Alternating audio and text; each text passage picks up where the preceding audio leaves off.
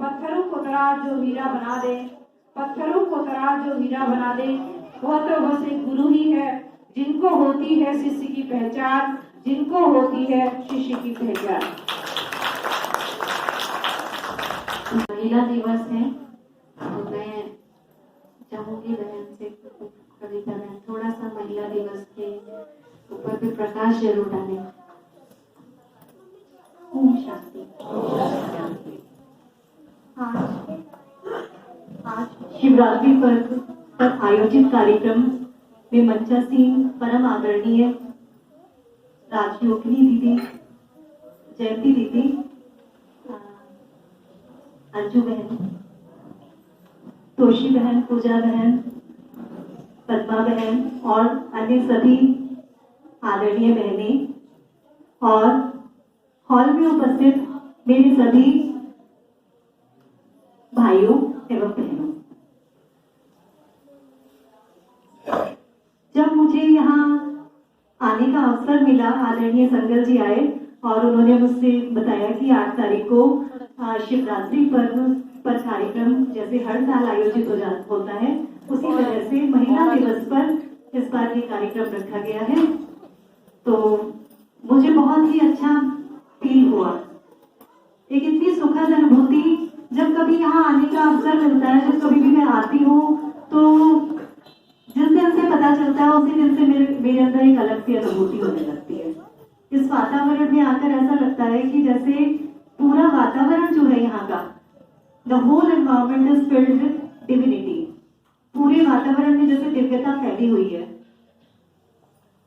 यहाँ purity, sanctity, divinity, chastity, peace, love, ये सारी चीजें जैसे ये हॉल अपने आप में समायोजित किए हुए हैं। और उसके साथ साथ एक और भी ज्यादा उत्साह था कि जब मैं पहले इस शिवरात्रि कार्यक्रम में आई थी तो जयंती दीदी आई थी, एकदम से उनका चेहरा सामने आया कि हो सकता है कि इस बार भी वो आए, और उनकी मीठी सी मुस्कान और मीठी सी आवाज दोबारा सुनने के लिए मिले, जो हम सभी के मन को मोह लेती है।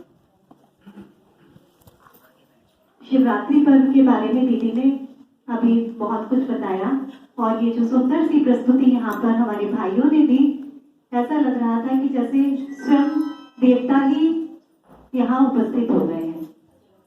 शिव के साथ शक्ति ये जुड़ा हुआ है। अभी दीदी से आदेश हुआ कि मैं महिला दिवस पर कुछ प्रकाश डालूं, कुछ बोलूं, तो उसी पर मैं अंतर्राष्ट्रीय महिला दिवस के शुभ अवसर पर अपनी सभी सम्मानित बहनों और उनके साथ साथ मैं तो अपने सभी भाइयों को भी बहुत बहुत बधाई देना चाहूंगी कि उन्होंने इस कार्यक्रम के आयोजन के लिए आज का दिन रखा। जब कभी हम महिलाओं की बात करते हैं भारत में, तो 2 तरह की पिक्चर हमारी आंखों के सामने आती है। एक तो वो तस्वीर आती है जिसमें कि भारत की वो महिलाएं हैं जो कि राष्ट्रपति पद पर आसीन रही, महिला प्रधानमंत्री भी रही, यहाँ दोनों महिलाएं स्पीकर रही हैं यहाँ पर। आज हमारी जो फाइनेंस मिनिस्टर है, वित्त मंत्री, वो भी महिला ही है। और ऐसी महिलाएं भी रही हैं सुनीता विलियम्स और कल्पना चावला जैसी, जो कि अंतरिक्ष में भी जिन्होंने अपना परचम लहरा दिया। और उसके साथ साथ एक बहुत ही अहम चेहरा भी मेरे सामने आता है, एक कृत्रिम पैर के साथ, एक आर्टिफिशियल फुट के साथ एवरेस्ट को फतेह करने वाली महिला अरुणिमा सिन्हा। तो इतनी सारी महिलाएं भारत में रही हैं जो कि हर क्षेत्र में आगे बढ़ी हैं। और यहाँ ब्रह्मा कुमारी सेंटर पर भी बहुत अच्छा फील होता है ये सोचकर, या ये कहने में बहुत गर्व महसूस हो रहा है कि यहाँ की जो हेड होती है वो भी महिला ही है। और दूसरी तरफ ये तो सारी वो पिक्चर है जो कि एक हम सभी भारतवासियों का सर गर्व से ऊंचा कर देती है। लेकिन दूसरी तरफ एक और तस्वीर भी नजर आती है, जबकि हम न्यूज में ये सुनते हैं या हम न्यूज़पेपर में पढ़ते हैं कि एक 6 साल की बच्ची के साथ में रेप हो गया या किसी महिला के साथ गैंग रेप हो गया, तो हमारा सर शर्म से झुक जाता है, हम शर्मसार हो जाते हैं।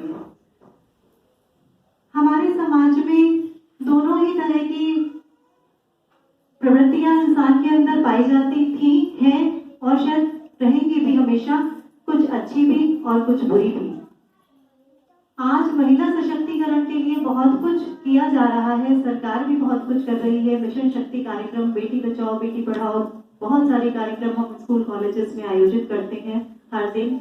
लेकिन उसके साथ साथ मुझे लगता है कि आज भी सिस्टम को और ज्यादा मजबूत बनने की जरूरत है। सिस्टम का एक खौफ शायद जरूरत है पैदा होने की ऐसे लोगों के अंदर जो आज भी महिला को उपभोग की वस्तु समझते हैं। ऐसे हम सभी के बीच इतने सारे हमारे भाई बैठे हुए हैं, ज्यादातर ऐसे पुरुष हैं जो महिला को बराबर का सम्मान देते हैं, लेकिन आज भी कुछ लोग ऐसे हैं जो उसको एक वस्तु समझते हैं और इस तरह के जुर्म को अंजाम दे देते हैं। अगर सिस्टम का एक खौफ पैदा हो जाएगा तो इस तरह के अपराधों को अंजाम देने से पहले वो व्यक्ति डरेंगे और शायद इस तरह के जो केसेस हैं वो धीरे धीरे चले जाएंगे और सभी महिलाएं निश्चिंत होकर, उन्मुक्त होकर, स्वच्छंद होकर सारे कार्य कर सकेंगी। महिला को शिक्षित होती है और एक जो अनपढ़ महिला या बिना पढ़ी लिखी महिला होती है वो सशक्त नहीं है, लेकिन ऐसा नहीं है। वास्तव में ऐसा नहीं है। हर महिला अपने आप में सशक्त है, चाहे वो पढ़ी लिखी है, चाहे वो बिना पढ़ी लिखी है, चाहे वो कभी स्कूल कॉलेज गई ही नहीं है तभी भी। एक छोटी सी कहानी, एक छोटी सी स्टोरी एक महिला की मैं सुनाना चाहती हूँ। आज से बहुत साल पहले एक बार एक खबर आई थी पंजाब के ही किसी गांव में कि कोई महिला थी, बिल्कुल बिना पढ़ी लिखी महिला थी, सीधी सादी। और एक बार कुछ ऐसा मौका आया कि कोई कार्यक्रम था और मंच पर उनका इंट्रोडक्शन कराना था,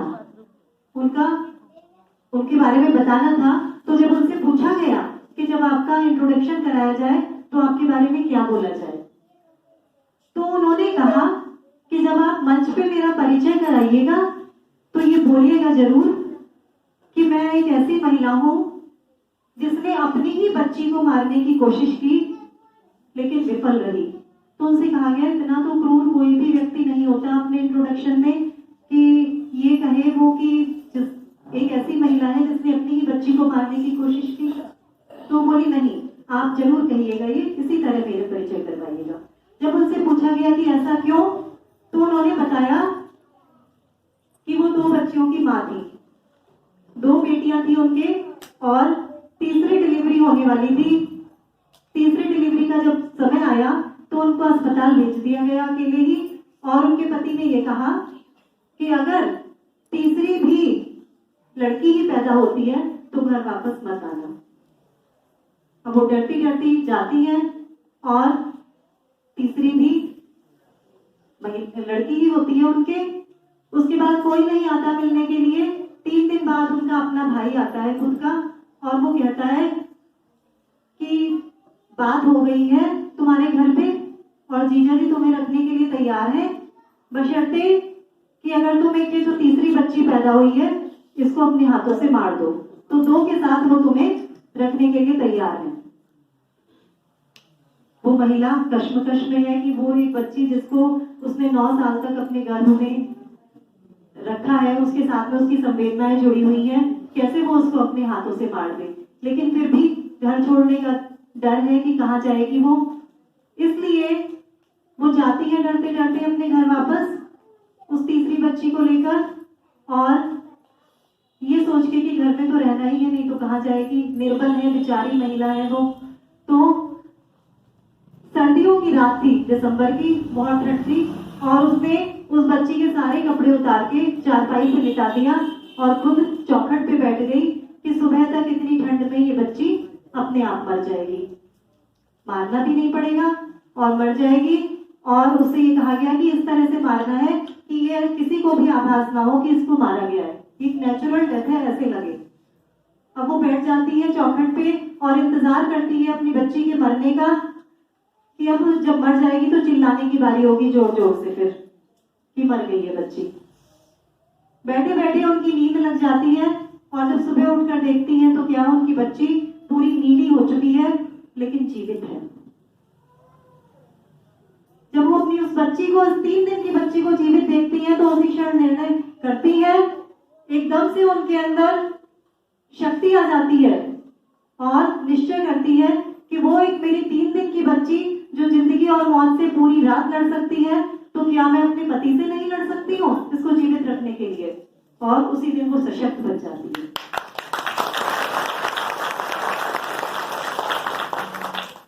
तो हर महिला अपने आप में सशक्त है, बस जरूरत है तो अपनी उस शक्ति को पहचानने की, अपनी उस शक्ति का आभास करने की।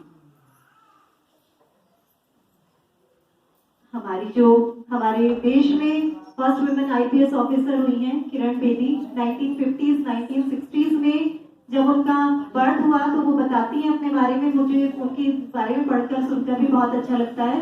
वो ये बताती है कि हम 4 बहनें थी। 1950s and 1960s were not the years for girls। ऐसा समय नहीं था भारत में, ये माना जाता था कि ये तो लड़कों के का समय है, लड़कियां पैदा हो गई हैं, ठीक है इनकी थोड़ी दिन में शादी कर दो।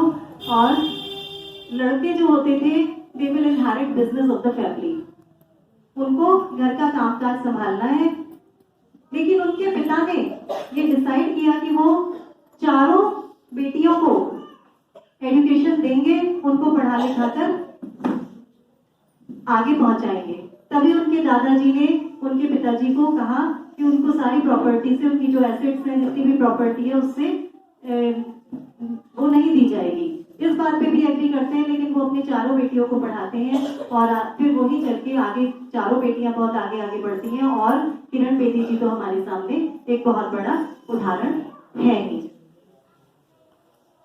वो कहती है कि हमारी जिंदगी में जितनी भी घटनाएं घटित होती हैं, जितनी भी बातें होती हैं, जो भी इवेंट्स होती हैं, तो 90 out of 100 are our own creations। उसमें से 90 जो है वो हमारा खुद का निर्माण होती है। तो यहाँ पे भी बात सुनकर अभी मैं दीदी की बात सुन रही थी कि हम जैसा सोचते हैं वैसा ही बन जाते हैं, वैसा ही हो जाता है। कि 100 में से 90 चीजें जो है वो हमारे अनुसार ही होती है। सिर्फ 10 चीजें ऐसी होती हैं जिन पर हमारा कंट्रोल नहीं होता, जैसे कि किसी रिलेटिव की डेथ है, कोई अर्थक्वेक है, कोई साइक्लोन है, कोई नेचुरल कैलेमिटी है। इसी तरह से हम यहाँ की बातों को सुनते हैं, सिस्टर शिवानी को सुनते हैं और भी बहुत सारी चीजों को, तो पता चलता है कि एक लॉ ऑफ अट्रैक्शन होता है। लॉ ऑफ अट्रैक्शन होता है जो पूरे यूनिवर्स में, पूरे ब्रह्मांड में काम करता है। जैसा हम सोचते हैं वैसी ही वाइब्रेशंस ब्रह्मांड में जाती हैं, यूनिवर्स में जाती हैं और फिर वो मल्टीप्लाई होकर कई बार मेनी टाइम्स मल्टीप्लाई होकर वो हमारे पास वापस आ जाती है। तो जरूरत है कि हम अच्छा सोचें, तभी हम अच्छे बनेंगे। जब हम कुछ अच्छा सोचेंगे, नेगेटिव सोचेंगे तो नेगेटिव थॉट्स ही आएंगे, पॉजिटिव सोचेंगे तो पॉजिटिव थॉट्स ही आएंगे और वो कई गुना मल्टीप्लाई होकर हमारे पास आएंगे। इतनी सारी बातें दीदी ने बताई जिनको सुनकर हम सभी को बहुत अच्छा लगा और हम उम्मीद करते हैं कि हम उसको अपने अंदर रिटेन करेंगे, धारण करेंगे और कोशिश भी करते हैं। हालांकि इंसान है, फिर वहीं पर पहुंच जाते हैं। अभी दीदी 40 साल से सेवा में है तो उनकी तो बात ही अलग है, लेकिन हम उसमें से थोड़ा सा भी कुछ सीख जाए, कुछ बन जाए, कुछ अपने विचारों को अच्छा कर पाए तो निश्चित रूप से, और मैं बहुत कोशिश भी करती हूँ कि इस तरह की बातों को सुनकर अपने अंदर धारण भी कर पाए और अपने जीवन को बदल पाए, इसमें एक खुशनुमा जीवन बना पाए अपने साथ साथ औरों का।